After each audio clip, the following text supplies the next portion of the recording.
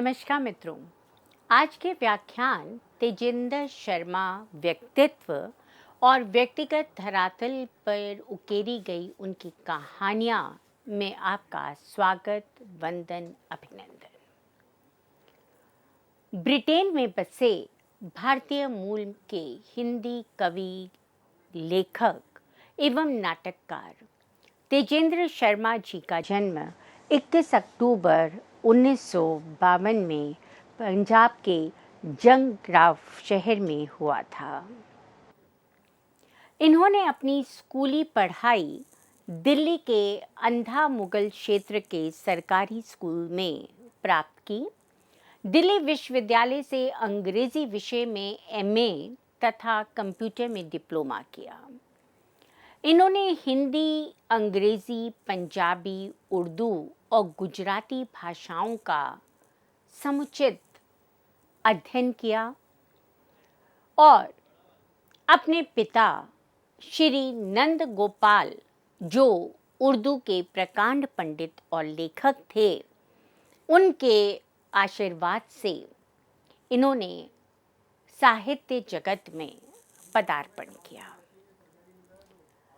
इन्होंने उपन्यास लिखे, कहानियां लिखी, अफसाने, गजल, नज़्में, गीत इत्यादि विधाओं में सृजन किया। वे पंजाबी में भी लिखते थे। ये पंजाबी भी उर्दू लिपि में लिखा करते थे। इन्हें देखकर तेजिंदर जी में लिखने की लालसा उत्पन्न हुई, जिसे इनकी धर्मपत्नी इंदू जी ने पल्लवित पुष्पित किया। तेजिंदर जी की प्रारंभिक शिक्षा पंजाबी में हुई थी। हायर सेकेंडरी तक ये विज्ञान के विद्यार्थी रहे और इन्होंने अपनी अधिकांश पढ़ाई बैंक ऑफ इंडिया की नौकरी करने के साथ साथ संपन्न की। जाकिर हुसैन कॉलेज सांध से बीए ऑनर्स अंग्रेजी और एमए अंग्रेजी इवनिंग इंस्टीट्यूट दिल्ली विश्वविद्यालय से ग्रहण की। Shakespeare, Byron, Wordsworth, Milton, Coleridge, Keats, Shelley का काव्य और डिकेंस, डीएच लॉरेंस इत्यादि के उपन्यास इनकी रुचि के क्षेत्र थे। दिल्ली कॉलेज सांध के श्री श्याम मोहन जुत्सी जी ने इनकी साहित्यिक रुचि को परिष्कृत व प्रभावित किया। इस विषय में तेजिंदर जी का कथन है, साहित्य में मेरी रुचि पैदा करने में मेरे प्रिय लेक्चरर श्री श्याम मोहन जुत्सी, दिल्ली कॉलेज सांध का योगदान अमूल्य माना जा सकता है। उन्होंने मुझे साहित्य समझना सिखाया। उनके चक्कर में मैं साहित्य की निजी व्याख्या करने लगा और भूल गया कि परीक्षा में यह सब वर्जित है।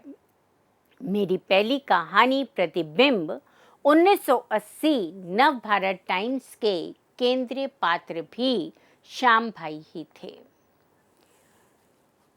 तेजिंदर जी का लिखा हुआ एक धारावाहिक शांति दूरदर्शन में अंतर्राष्ट्रीय लोकप्रियता प्राप्त करने वाला धारावाहिक रहा।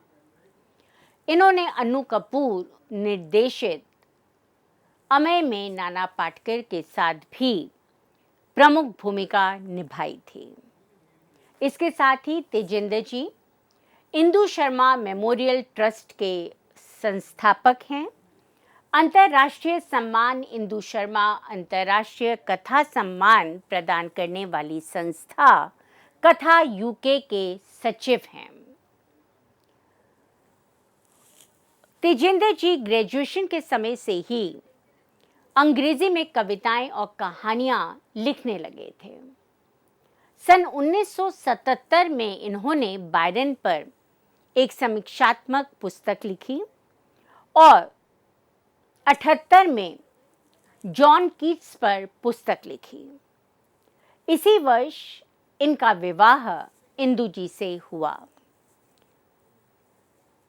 पहले तेजिंदर जी अंग्रेजी में सोचते थे और फिर उसे हिंदी में लिखने का प्रयास करते थे, किंतु पत्नी की प्रेरणा स्वरूप ये पंजाबी में सोचने लगे और हिंदी में लिखने लगे।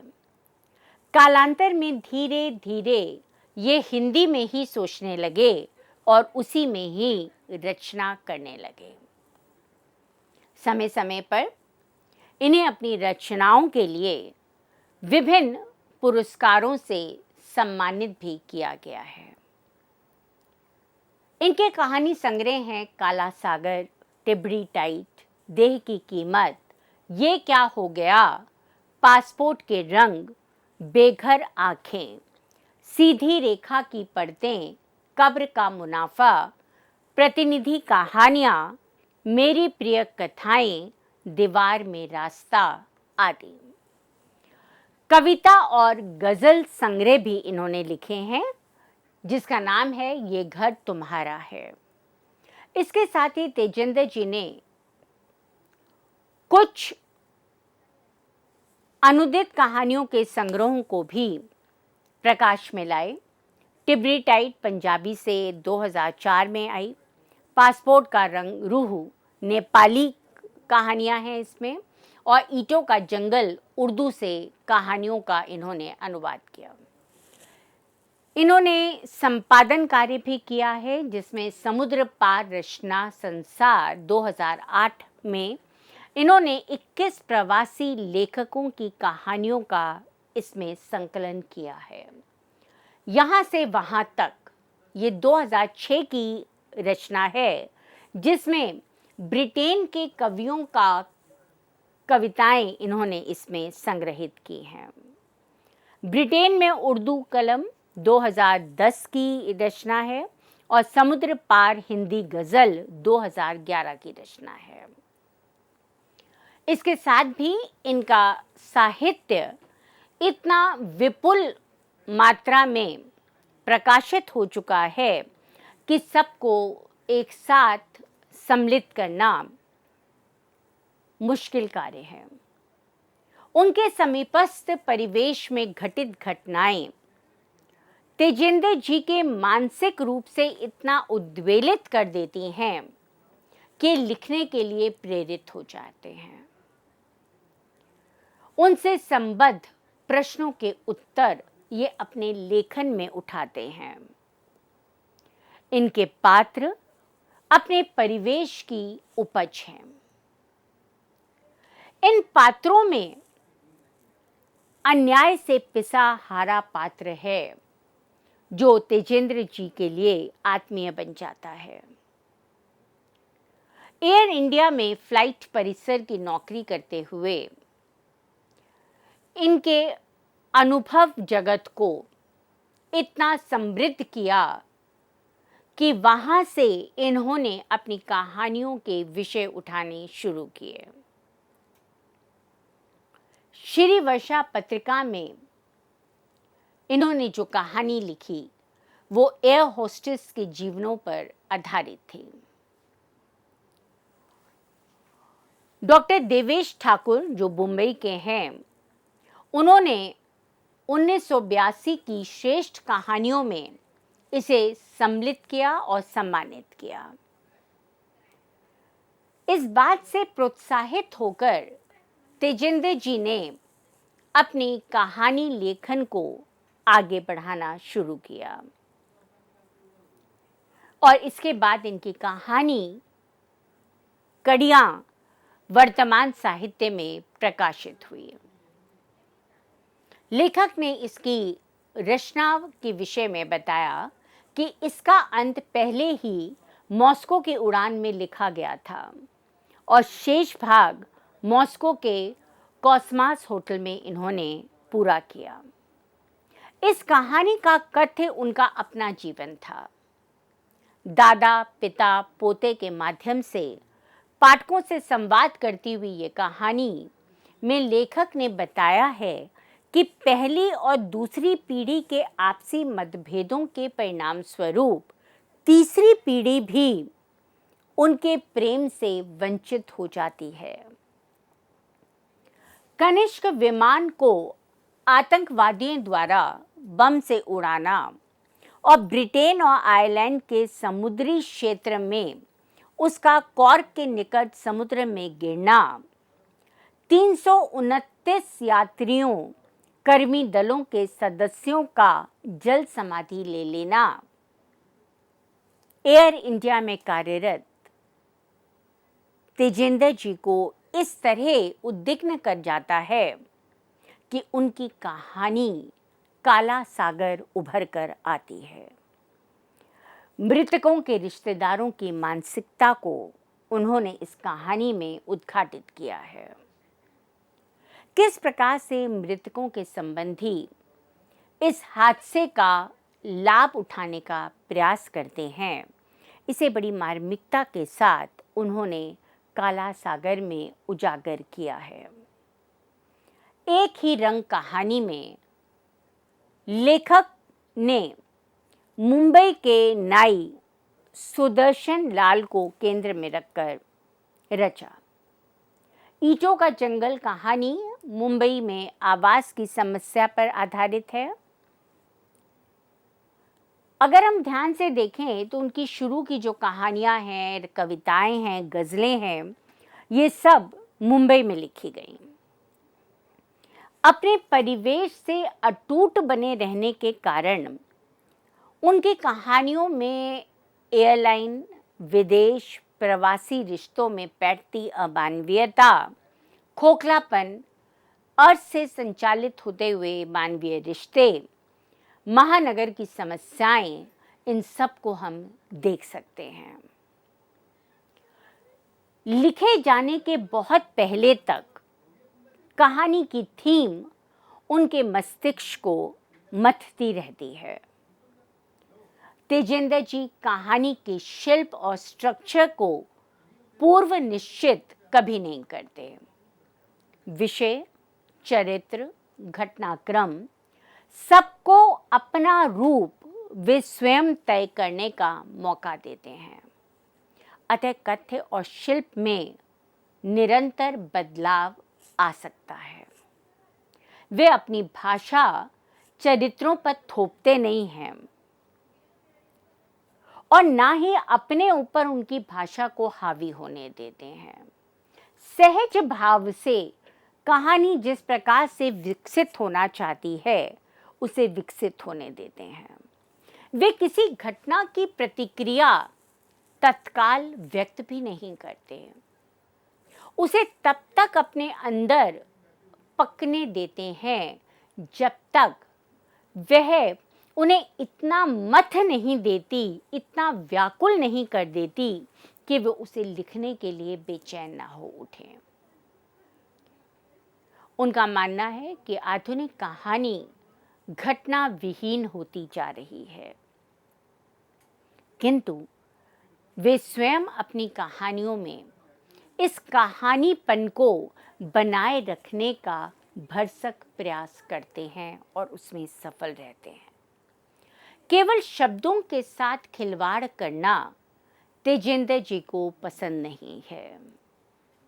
केवल घटना सुनाना भी उनका अभिप्रेत नहीं है। घटना के पीछे की मारक स्थितियों को वे बहुत अधिक महत्वपूर्ण स्वीकार करते हैं।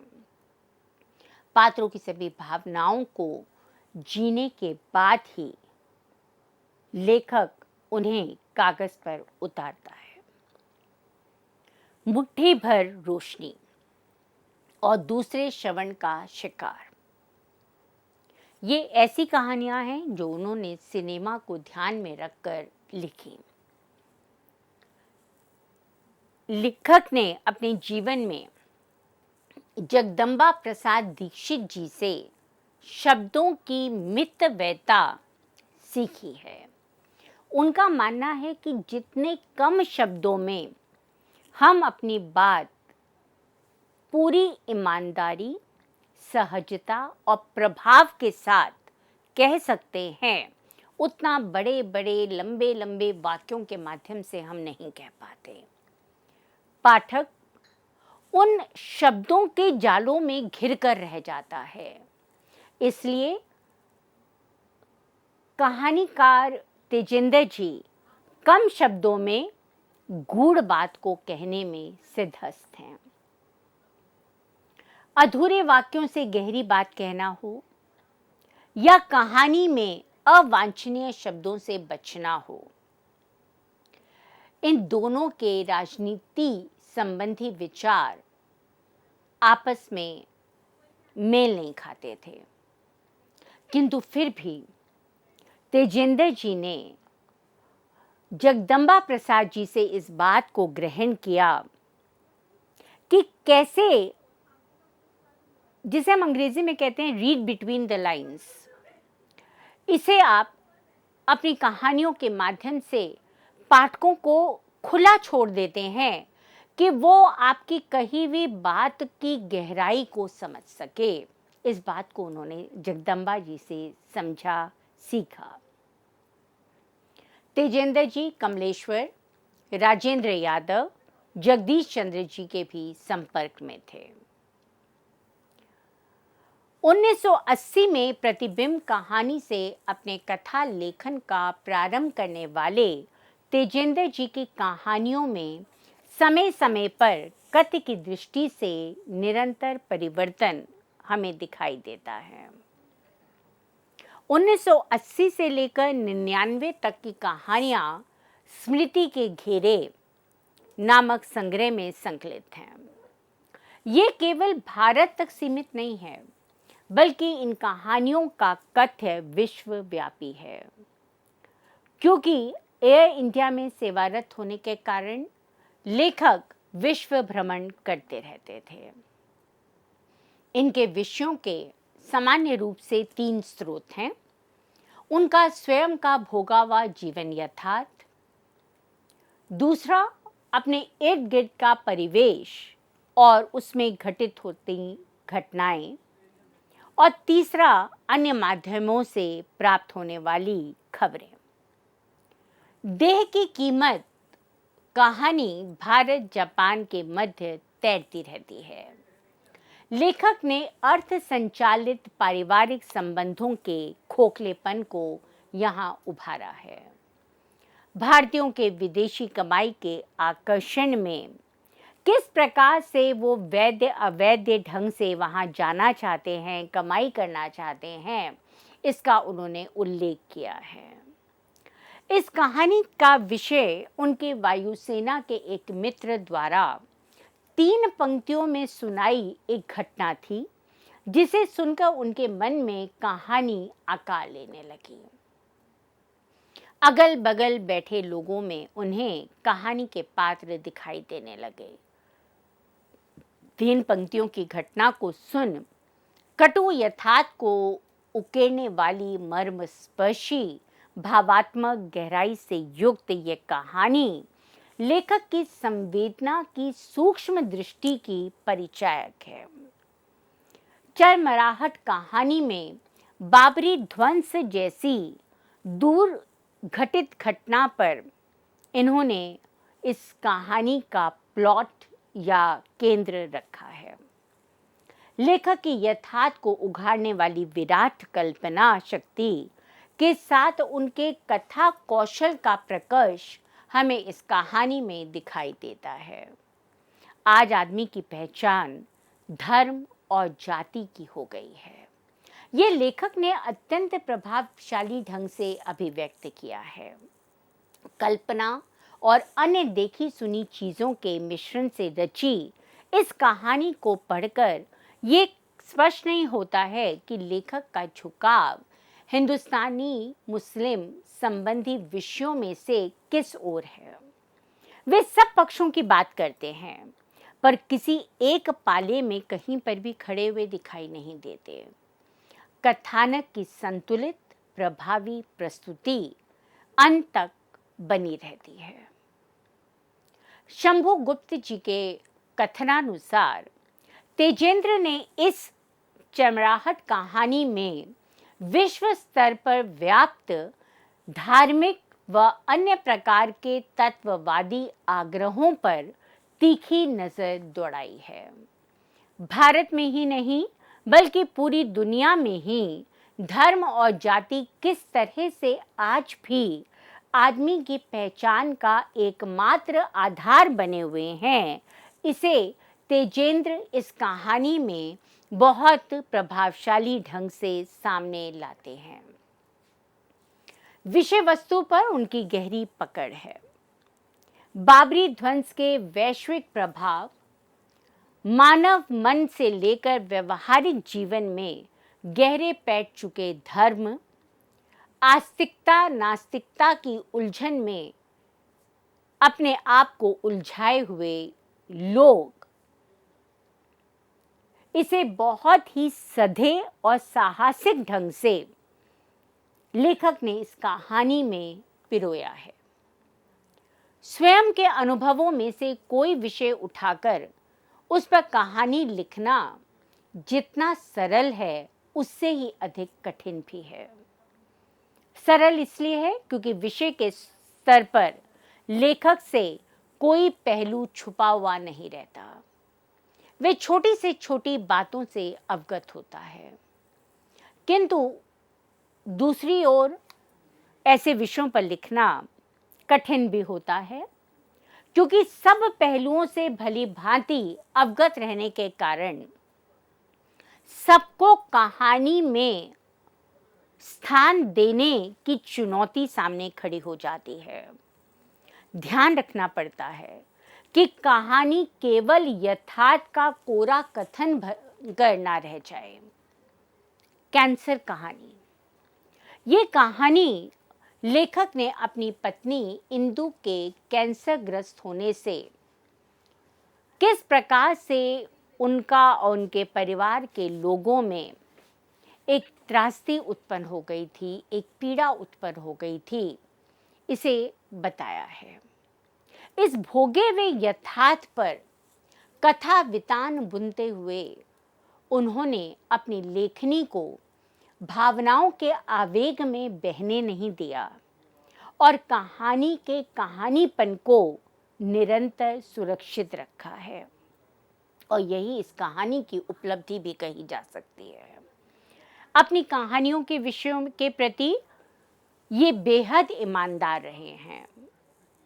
उन्होंने अपनी लेखन शक्ति के अनुरूप ही अपनी कहानियों के विषयों को चुना है। ग्रामीण पृष्ठभूमि पर इनकी एक भी कहानी नहीं है, क्योंकि ना तो इन्होंने कभी स्वयं जाकर गाँव को उतने पास से देखा और इसलिए वहाँ की समस्याओं का, वहाँ के विषयों का इन्हें इतना ज्ञान भी नहीं है। अपने अगले वक्तव्य में हम इनकी कहानियों को एक एक करके लेकर उस पर विस्तार से चर्चा करेंगे और ये जानने का प्रयास करेंगे कि किस प्रकार से निरंतर काल प्रवाह के साथ साथ इनकी कहानियों के विषयों में परिवर्तन आया, किस प्रकार से भारत से इतनी दूर रहते हुए भी ये अपनी रचनाओं के माध्यम से भारत और भारतवासियों के साथ जुड़े हुए हैं, किस प्रकार से ये समस्याओं को ना केवल अपनी कहानियों के माध्यम से उद्घाटित करते हैं अपितु उनका एक समाधान भी अपने पाठकों को देते हैं। सहज, सरल, प्रवाहमयी, दिल को छू लेने वाली भाषा के माध्यम से ये हमेशा अपने पाठकों के मध्य लोकप्रिय हैं और रहेंगे। धन्यवाद।